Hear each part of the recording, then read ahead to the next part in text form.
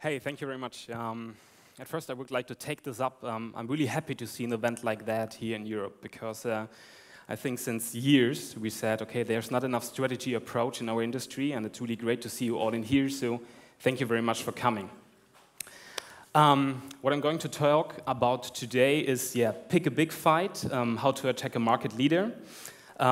Currently, I'm working for ThoughtWorks as a product manager and user experience designer, and I'm doing mostly product strategy. And I have another title for the presentation. It's talking about my pain, because, but it was a bad title, right? So, because in the last years, I was on different occasions, and I was in companies, and they were interested to be #1 in the industry.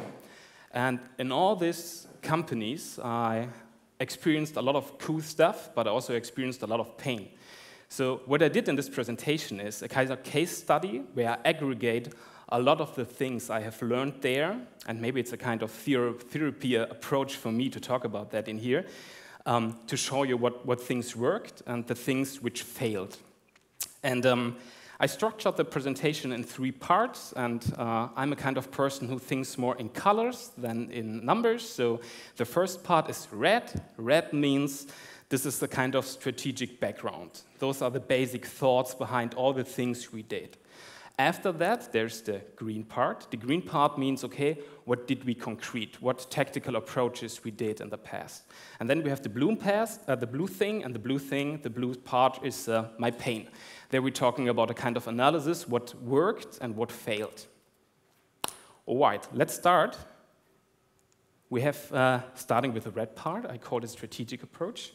So at first, if you are in a market like that or in a situation like that, it's really, really important to understand where you are. Who are you and who is your competitor?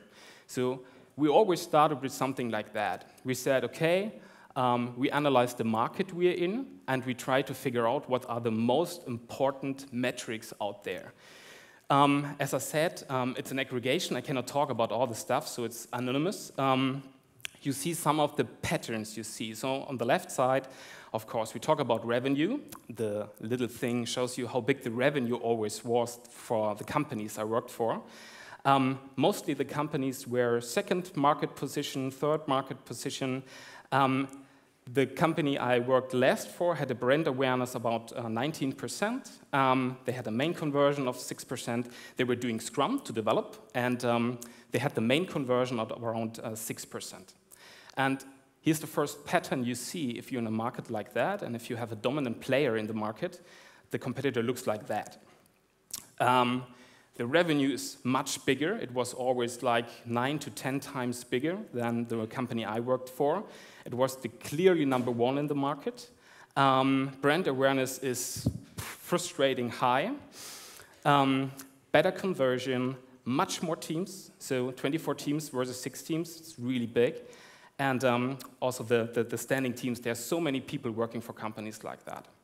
So this is something we always started, and this is a pattern you see. You are tiny against these market leaders. And there was also another pattern we realized. It was always a commodified market. What does it mean? It was always a market where all the competitors, all the markets, the companies on the market looked the same. They had the same service, they had the same products, they looked the same, they had the same kind of services. There was no kind of differentiation between them. And you see the example here. It was not Walmart. I think this is a picture from Walmart. I was not working for Walmart or the competitors. But you see they always try to compete on price. This is what you see here. It's always the lowest price wins. Another thing which is going to happen in commodified markets is that you have only one winner. It's very often that you have one dominant player in the market. And this player, for example, here Walmart, if you have a look at the numbers of Walmart, they have 2.2 million employees. If you're one of them competitors and you compete on price, it's pretty tough to compete with them. So what can you do if you are in a market like that and if you compete with a monster like that? Differentiation is key. This is an example from Tesco. Maybe you have seen that before.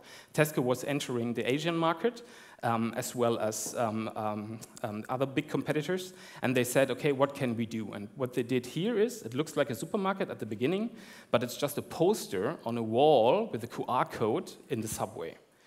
So that means you can take your mobile phone, your smartphone, you scan the QR code, you buy some items there, and when you arrive at home, maybe the items even have arrived. So what's the thing in here? It's the differentiation the smaller Tesco did to compete with bigger competitors.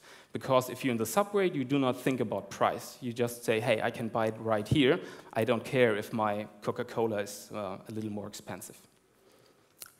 This is one basic thought we had at the beginning. In the meanwhile, we thought also about what kind of strategy can we use to attack a market leader. And you can find a lot of stuff around strategy. We said, okay, let's have a look on some classical stuff. This is Philip Kotler with 5 general attack strategies for a market follower to attack a market leader. And there are 5 ways. I'm not driving deeply into that. I'm just showing it to you gently. Of course, there's a kind of frontal attack. You can say, okay, there's my competitor, and I compete really with my main product. My main product against the main product of your competitor. There could be a kind of flank attack. That means I know that I have a strength, and my competitor has a weakness, and I try to attack exactly that. There's oh, sorry, my mistake. On the bottom, you can see the encirclement attack. That means you see a lot of ways to attack your competitor, and you do a lot of campaigns at the same time. And the flank attack means you see maybe one weakness in your competitor, and you attack exactly there. Then now I have to look, which is the next one. The bypass attack, that means you innovate. You're not confronting your competitor with the same product, you're building something new. You try to find new revenue streams to build something else. Our core strategy is really to be a kind of serial innovator. We have to be innovative all the time. We have to find a differentiator or maybe something else. We need to be better as the competitor all the time. That were the basic thoughts we had behind our strategy. How to do it? Tactical approach, green. What was pretty clear just from the beginning, if you would like to do something like that, if you say exploration and discovery is the main core competency, Agile is clearly not the answer. Of course, we were doing Agile in all the companies, but Agile is a framework to develop faster, to develop more high-quality software and things like that. But Agile is not answering a lot of questions. And this is, for example, what does it help you to develop very, very reliable, very, very high quality, just the wrong things? And with wrong things, I mean, this is not going to be successful in the marketplace. This is also something Peter mentioned before. You have to be clear what kind of question you have and what kind of method you need to answer that. The question is, what will be successful on the market? And the question is not how to bring it very fast to market, not at the beginning at least. There's another question which is not answered with Agile. Agile measured its own success with having releases, regular releases, for example, to deliver the product in budget and time. But the problem is the product launch is not the success. I'm a product manager. My job is depending on how successful the product is after that. The product launches, awesome. But when all the KPIs are not doing what I told them, I'm lost. Maybe I'm losing my job. So this is really important. Agile is not doing that. Another thing is we're all looking for great developers. Of course, it's the right way to do that. But you can have the greatest developer team out there, and you can give them something, but they're not able to make gold out of shit. If you give them some stupid ideas, they develop them in time and in budget, but it is not going to work in the marketplace. And then the last thing is, what is the role of design in Agile methodologies? This is pretty tough. Of course, you can integrate them. They're working together with the developers, but it feels, for me at least, it always feels like it's not the right thing. It works a little, but it's not the right thing. So we said exploration is our core competency. What can we do? We said we need something different. And those are the basic principles we came up with to say, okay, if we would like to have a kind of innovation process in place, we need something different than doing Agile. And we found out that we have 3 different kind of artifacts we use to make this thing come true.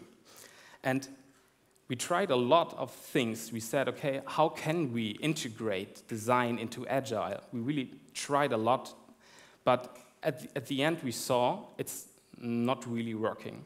And this is the thing we come up with. It's not about making design more agile. Don't try to force design into agile things. Design is agile from the beginning of time. Designers working in iterations. They're working with prototypes. So don't try it the other way around. We said, do it just the other way around. Try to bring agile things and developers into another process, and this process is design-led.